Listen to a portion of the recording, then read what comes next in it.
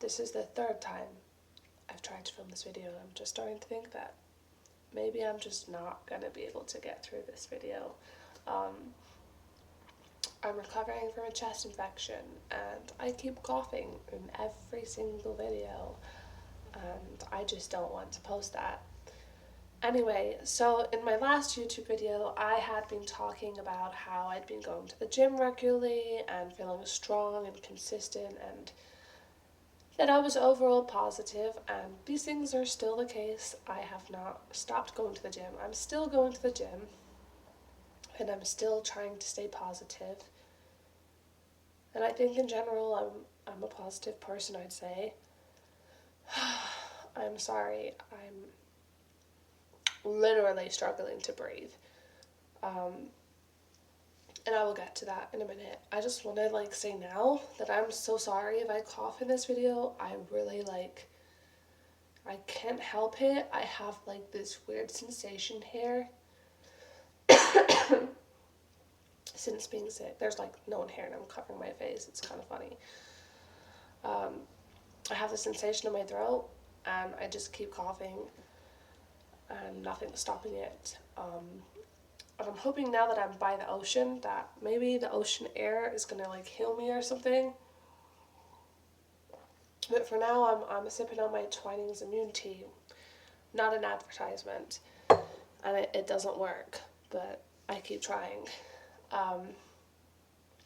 Anyway, so I think I was also talking about how I had an ovarian cyst, and I still have an ovarian cyst, I think. I've had pain on and off, but overall my ovarian pain has improved. But I decided to go private for an ultrasound just to make sure that everything's normal, because I just didn't trust the NHS. And I was like, look, I'm still in pain. And they're like, it doesn't really matter because cysts are normal, so we don't care. And I'm like, I want to make sure that there's nothing abnormal going on. I'm having consistent pain. And TMI, but I started experiencing kind of more ovarian pain after intercourse. So I was like, because I guess you get kind of jostled around. So I knew that I wanted to get it just double checked to make sure it hadn't grown or anything. So anyway, I've been dealing with that, and I've also been going back and forth to the doctors because basically I'm constantly exhausted, and I've never really believed in chronic fatigue. I knew people with it, and I've always been kind of a judgmental person, and I just kind of thought it was an excuse to get out of stuff. Kind of I know people have depression, and I get depressed too, but I kind of just, some people use depression as an excuse to not do things, and it's well, life goes on. I kind of just felt like I didn't really believe in chronic fatigue, and I've always been abnormally tired and abnormally exhausted since, honestly, maybe 11, maybe since I got my period. And I've always found simple things very exhausting.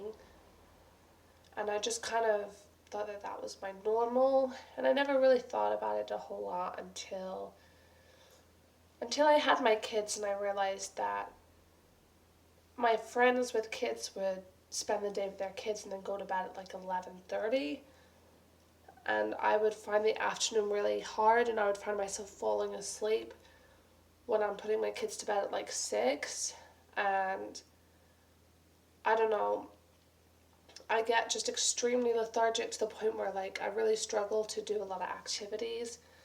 And I do go to the gym consistently, but I find that after going to the gym or going to the park or doing something exerting in the morning, that I find it really hard to do anything for the rest of the day. I know a lot of people do stuff in the morning and I'll do stuff in the afternoon, but excuse me, I find I only can do one or other, and then I'm kind of done. And I feel I have a time frame until I'm just kind of can't do anything, which typically after 1 p.m. I just feel I can't do anything. So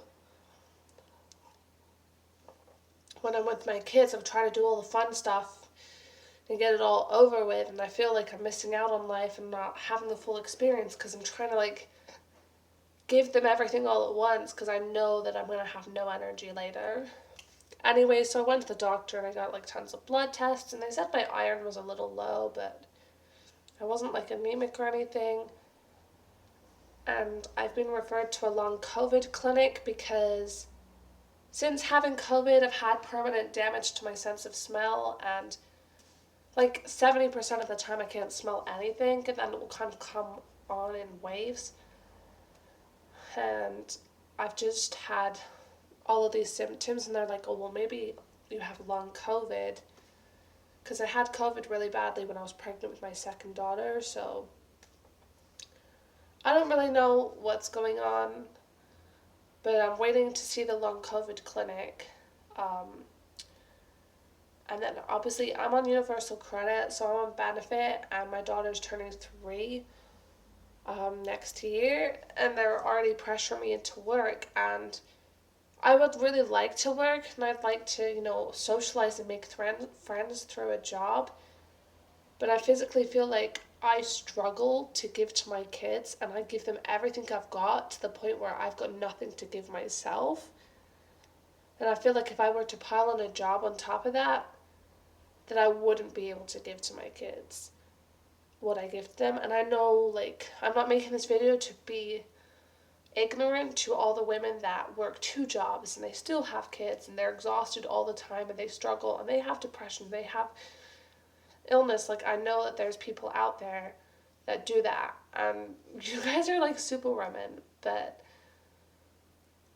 I have been to the doctor and I've got a diagnosis of chronic fatigue, so my universal credit, my benefit, doesn't force me into work because I really want to just focus on these early years with my kids and trying to give them whatever I can.